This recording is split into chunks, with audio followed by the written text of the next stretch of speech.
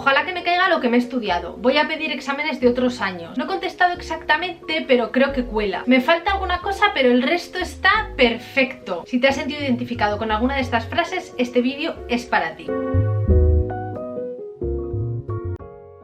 Hola chicos, bienvenidos otro día más, bienvenidos a Atelier, un canal donde hablamos sobre arte y artistas, pero también a veces hablamos sobre cómo aprender a aprender, y lo hacemos porque sé que muchos de vosotros estáis estudiando algo sobre arte y este tipo de contenidos nos permiten hablar de algo que es importante también, que es el estudio, es la investigación y cómo podemos seguir creciendo. Entonces hoy os voy a hablar de cómo hacer un buen examen. Me parecía interesante dar mi punto de vista un poco como docente y como persona que por asignatura le caen como unos 100 exámenes para corregir. Me estaba dando cuenta de que llevo como 10 años dando clase en la universidad y eso hacen demasiados exámenes corregidos. Como que no quiero ni pensar la cantidad de exámenes que he tenido que llegar a leer, pero bueno, el caso es que este vídeo contiene las claves, os lo prometo, de cómo hacer un buen examen. Bueno, primera cosa importante, el examen empieza el primer día de la asignatura. Elimina esa mentalidad de tengo que estudiar 3 semanas antes para esta asignatura o tengo que empezar un mes antes para esta asignatura. A mí me gustaría transmitiros que la responsabilidad de cada uno con ese examen o con esa asignatura empieza el primer día de clase y termina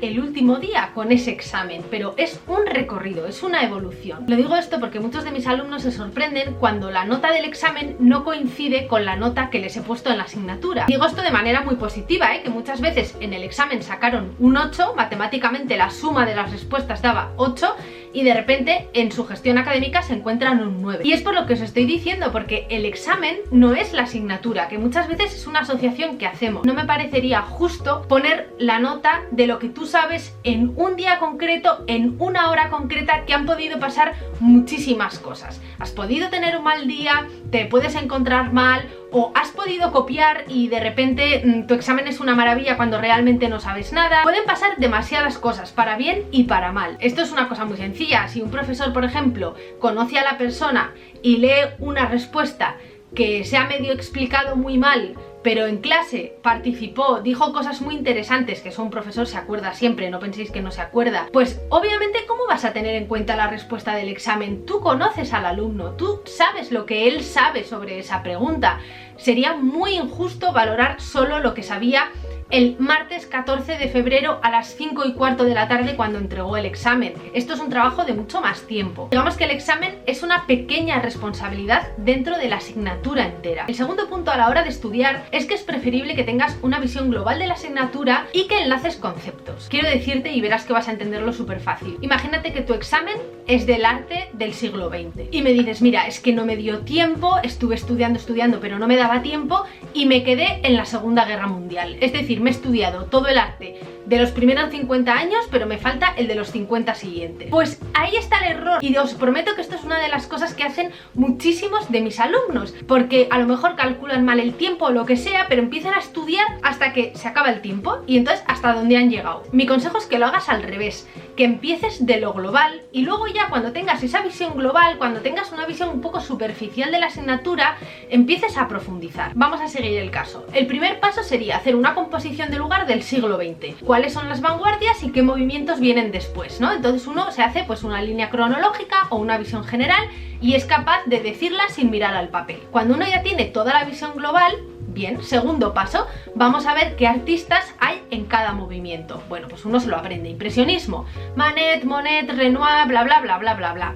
Y entonces empezamos como a profundizar en cada uno. Cuando ya más o menos tengo un panorama de los artistas, entonces empiezo a entender qué hizo cada artista en ese movimiento. Y es una manera como de ir estudiando por capas. A mí me parece que te va a salvar muchísimos más exámenes estudiar así que hacer lo contrario. Por ejemplo, ¿qué vas a evitar con esto? Pues la sensación de estar antes del examen pensando que ojalá caiga lo que te has estudiado, porque como te lo has mirado absolutamente todo te va a sonar. Entonces tú luego puedes contestar peor o mejor, depende de cuántas capas hayas conseguido profundizar en el estudio, pero por lo menos sabes que algo vas a contestar. Entonces, como os digo, el consejo es que mejor estudio por capas de profundidad que siguiendo una línea en el temario hasta el tema que llegues según el tiempo que te ha dado. Bien, el tercer punto es que hagas esquemas durante el examen. Yo creo que es necesario hacer esquemas antes de ponerte a escribir la respuesta del examen, aunque sean preguntas cortas. ¿Cómo puedes hacerlo? Pues yo te recomiendo hacer una lista con guiones muy rápida,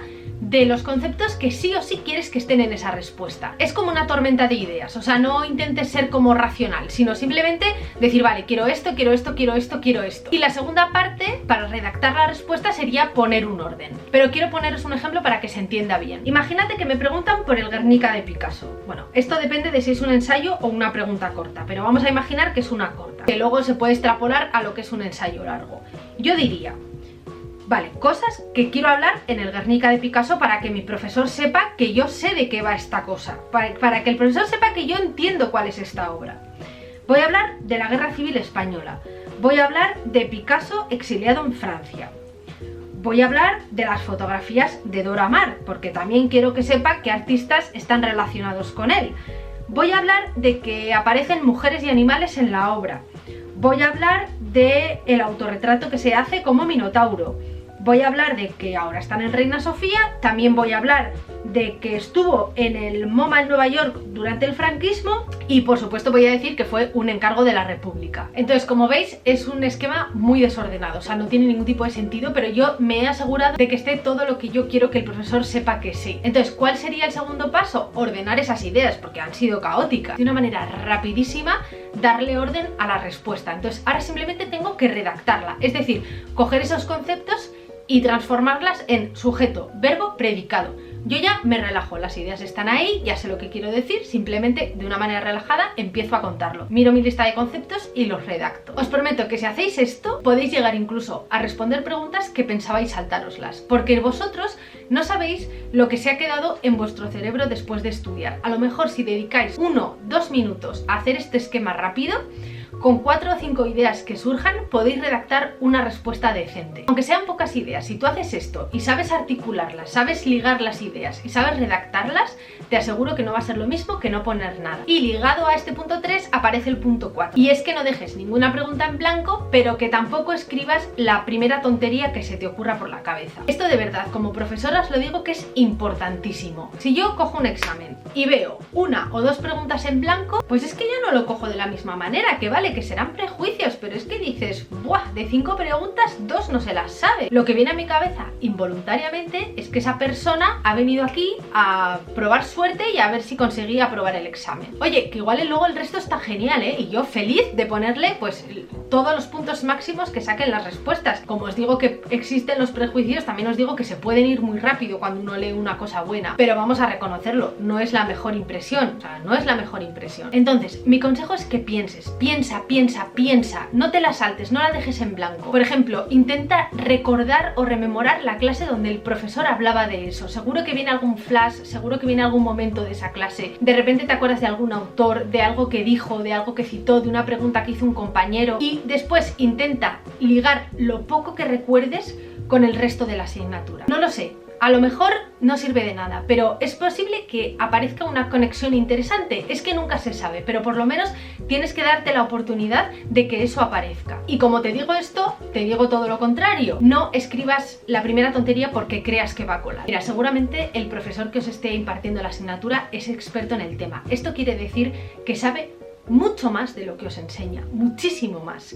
solo que lo ha minimizado para un temario y lo ha hecho de manera divulgativa para vosotros. ¿Tú crees de verdad que ese le va a colar? ¿Puede funcionar? Ten cuidado con esta mentalidad porque de verdad además cabrea muchísimo, se recibe como una falta de respeto, es como si alguien nos hubiera visto cara de tontos y se crea que puede engañar o que puede colar una cosa que no tiene ningún sentido. En el fondo sientes que ese alumno pues no te está respetando, como diciendo, bueno, pues 4 tonterías que le son suficientes, ¿no? Bueno, pues no. Tienes que pensar que los docentes estamos continuamente leyendo, investigando, aprendiendo, que un docente nunca deja de estudiar, está leyendo siempre a los mejores, a gente de su campo con un montón de novedades, entonces mejor no jugar a ese juego de colarle cosas porque no va a funcionar. Bien, el quinto consejo, y no menos importante, es que cuides la escritura, tanto la escritura como la ortografía y la caligrafía. Literalmente os prometo que cada año hay como 1 o 2 exámenes mínimo que soy incapaz de leer. O sea, hay una gran cantidad en la que yo tengo que hacer un esfuerzo sobrehumano para entender lo que aparece ahí. Pero es que luego además hay unos pocos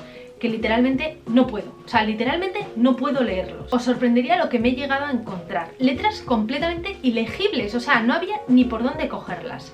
Yo entiendo que es el momento de los ordenadores, que los apuntes ya no se cogen a mano, que como que hay menos destreza escribiendo, pero tener una letra legible me parece lo mínimo exigible en un examen. Uno tiene que saber comunicarse con su letra, o sea, por pura supervivencia. O sea, si uno lleva ya corregidos 40 exámenes y llega el número 41 y tiene que hacer encima un esfuerzo por entender lo que pone, pues ya lo coges con otras ganas, porque es un doble esfuerzo. Tú aquí me tienes que hacer caso, o sea, todo lo amable que puedas hacer, la presentación de tu examen y tu caligrafía, mejor. Si subrayas las ideas principales, si haces una letra que se pueda leer, escribes de manera sencilla, no cometes faltas de ortografía, te prometo que lo corregimos de otra manera. Es que estás mucho más receptivo a todo lo que te quiera contar ese examen. El sexto punto me parece un tip bastante útil, y es que lleves aprendidas de memoria algunas frases de las que puedas echar mano en cualquiera de las respuestas. Seguro que el profesor durante la asignatura ha citado insistentemente a algún autor. Normalmente se nos suelen ver las preferencias muy rápido. Estoy seguro de que si le preguntáis a cualquier alumno de la asignatura Cultura Visual que imparto en la universidad,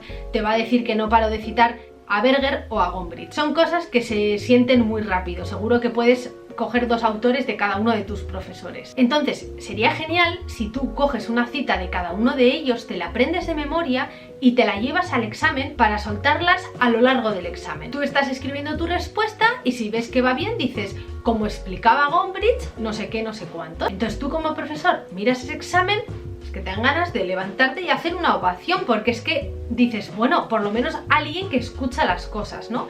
Y son dos tonterías, dos frases que te has aprendido y que de verdad van a enriquecer muchísimo la respuesta. Claro, no la sueltes tampoco gratuitamente, que vaya con lo que estás diciendo. Recuerda que si no te la puedes aprender literalmente, no la entrecomilles, sino que simplemente parafraséala. Como decía Gombrich, el gusto es una cuestión que se puede educar. No me acuerdo de cómo es exactamente la frase, de manera que no utilizo comillas, pero la parafraseo. Nunca pongas comillas si no estás seguro, porque eso significa poner palabras en boca de alguien cuando no sabes si ha sido así. El séptimo consejo, y es muy evidente, es que repases el examen. Pero espérate, escúchame, porque no es un repaso de que me lo leo y ya está. Mira, sé que da muchísima pereza. A mí por lo menos me lo daba cuando acababa los exámenes, porque cuando ya no puedes más, cuando lo has dado todo, de repente llega el momento en el que tienes que hacer un sobreesfuerzo. Cuando ya solo quieres entregar y ya está, y olvidarte a por el siguiente, espérate, que todavía puedes repasarlo. Yo creo que en general esto, como nos pasa en la vida con todas las cosas, ¿no? Cuando ya has hecho todo el esfuerzo para hacer una cosa, dices, venga, ya me lo quito y a lo siguiente. Y aún podrías como hacer una cosita más que a lo mejor lo perfeccionaría o le daría la validez de todo el esfuerzo que le has puesto antes. Mira si has explicado bien las cosas, mira si hay faltas de ortografía, mira si se ha olvidado algo en alguna pregunta, mira si puedes completar algo que a lo mejor después del examen has recordado, y sobre todo que te hagas una pregunta. El profesor cuando lo lea va a pensar que es un buen examen, refleja todo mi compromiso con la asignatura y todo lo que yo he aprendido, le hace justicia. Entonces cuando es que sí, puedes entregar. Ese es el momento de entregarlo. Bien, y llegados al último punto, me apetecía hablar de una cosa importante que no forma parte del examen en sí, pero pues como docente nos toca muchísimo, que es la revisión del examen. Yo estoy completamente segura que aquí puedo hablar por todos los docentes, y es que es uno de los momentos más complicados de toda la asignatura, que es la revisión de exámenes. Porque te encuentras de todo, o sea, desde alumnos decepcionados porque se pensaban que iban a sacar más nota, alumnos que han suspendido pero que quizá no se lo puedan permitir económicamente y tienen un disgusto bastante grande, o personas con más cara que espalda, que son los que yo califico como aquellos que matan familiares sin ningún tipo de pudor, que es la época de exámenes donde más familiares se mueren. No, es que se murió mi abuelo el jueves y entonces no pude estudiar. Y tú piensas, jo, vaya, lo siento muchísimo, porque a lo mejor es verdad, pero es que esta asignatura no empezó el jueves, ¿vale? Empezó en enero y estamos en mayo, entonces lo siento muchísimo, pero es que entonces no pensabas estudiar hasta 4 meses después de empezar, o yo qué sé, o tuvo un ataque de ansiedad, o lo está pasando muy mal, y que son situaciones reales, si es que yo lo sé, les ha pasado de verdad, son situaciones muy complicadas, pero que la asignatura empezó en enero. Entonces tú podrías haber venido a contarme ese problema antes, le hubiéramos puesto una solución. No te he visto la cara en mi vida, no te he visto en clase en mi vida, y de repente me cuentas aquí tu vida y drama, pero que es una barbaridad. O sea, lo que os cuentan para salvar un examen, no, o sea, esto se cuenta antes. No estoy diciendo nada secreto, esto yo lo hablo con mis alumnos también. No me contéis esto el último día de la asignatura porque yo ya no puedo hacer nada. O sea, qué egoísta, porque ahora me dejas con un examen suspendido y con toda la responsabilidad de que yo pueda arreglar esa situación. No, la responsabilidad es tuya, y si tenías una situación complicada, díselo al profesor cuanto antes para trabajar sobre ella o para ver si te puede ayudar. Pero lo importante sobre la revisión, tómatelo como un diálogo con tu profesor sobre tu examen y sobre tu propio trabajo. No es un espacio de tiempo en el que tienes la oportunidad de subir nota. No es eso, no es eso. No sé quién ha vendido esa idea, pero en absoluto es eso, y como docente nadie tiene esa idea. Pregúntale en qué puedes mejorar, pregúntale si tiene que ver con cosas de contenido, con cosas de escritura, si hay alguna parte que encuentra especialmente floja, si hay algún concepto que a lo mejor no entendiste bien y te lo puede explicar. Para eso está el horario de revisión. Cuando tú encuentras esta actitud en un alumno, te dan muchísimas ganas de ayudarle con todo, con la recuperación, con el resto de exámenes, de apoyarle personalmente. Cuando tú empiezas a ver como esa picaresca de persona que quiere subir nota, de persona que te está engañando, que te está mintiendo un poco, es que esto es demasiado fácil de ver porque pasan tantos alumnos que uno empieza a desarrollar una habilidad especial que hueles muy rápido cómo viene esa persona a afrontar esa revisión.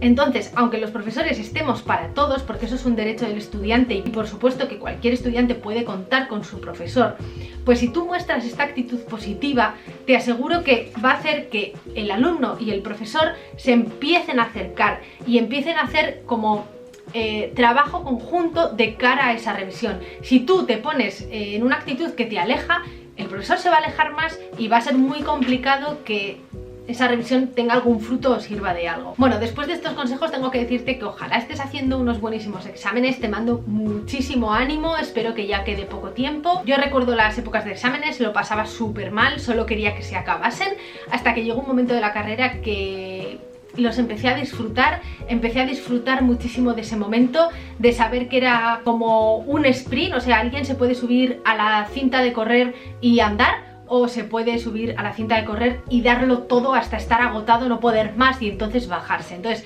la actitud en el examen es súper importante. Tú súbete a esa cinta de correr y ponte a correr como si no hubiera mañana hasta que quedes completamente agotado. Así es como tiene que ser un examen, no vayas con una actitud pasiva y a ver si lo salvo. La actitud en el momento del examen es importantísima. Así que otra vez os mando muchísimo ánimo, os deseo muchísima suerte, os mando un abrazo y hasta el próximo vídeo.